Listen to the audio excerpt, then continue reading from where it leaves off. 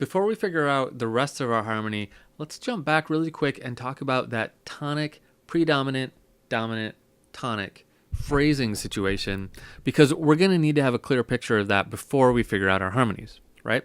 So here's what we're going to do. I am just going to use some text here. Where did my text go? There it is.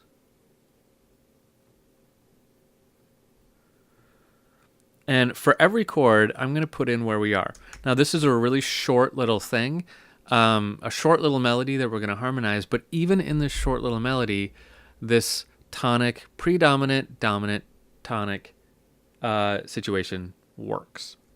So this is going to be some kind of tonic chord. We already know that, right? It is, in fact, tonic. For this chord, we're going to stay in this tonic area.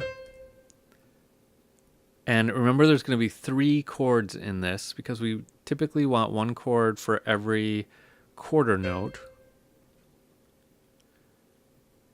Okay, let's move these up a little bit higher because I'm going to need to put my Roman numerals down there.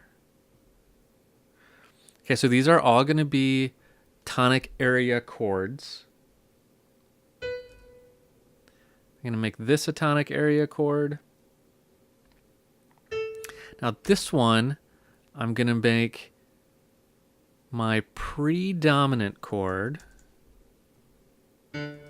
This one, I'm going to make my dominant chord because it is a dominant chord, and this one my tonic chord. Now let me explain why.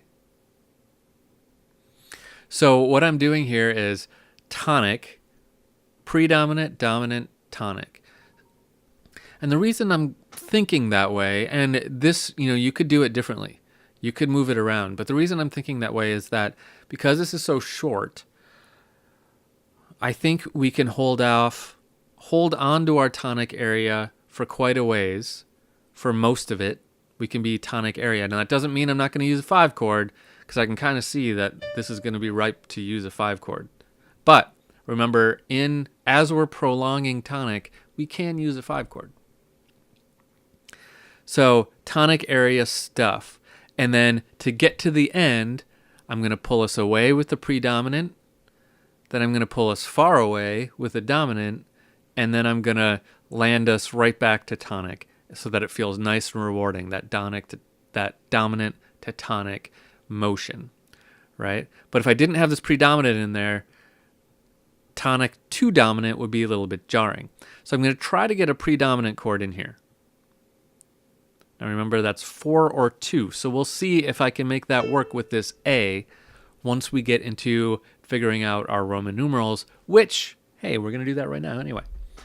So let's do that. Let's figure out our Roman numerals. I guess let's jump to another video, and we'll figure out what Roman numerals are going to work.